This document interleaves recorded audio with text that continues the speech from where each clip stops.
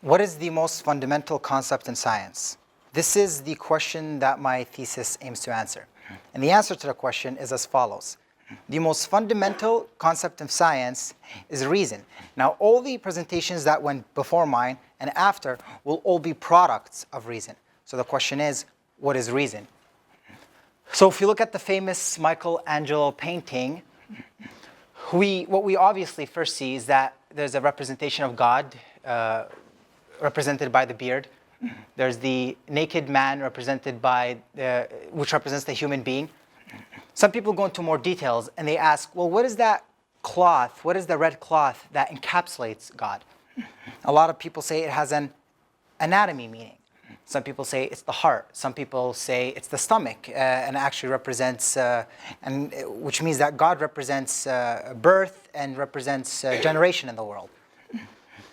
But I think the closest meaning and the closest interpretation is that this actually represents mind. It represents the brain. You can here, for example, see the prefrontal cortex. So, according to the ancient Greeks, the notion of reason constituted the most absolute principle in the world. It is that which everything else depends on. And this differs from our modern conception of reason.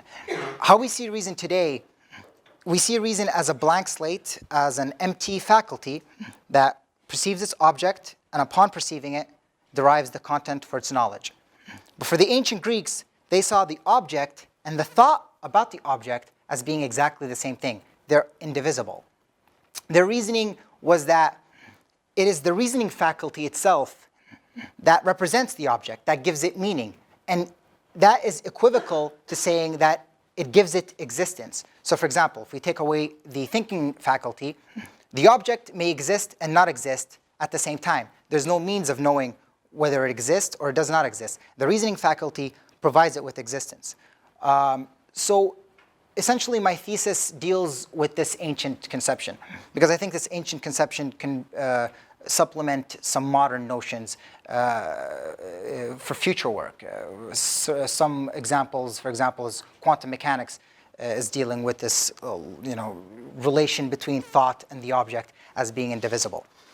So in my thesis, I outline a conception of mind that the ancient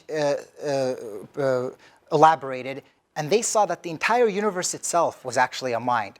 And each of us and all objects are actually ideas in that mind. They're all conceptions of that mind. Thank you very much.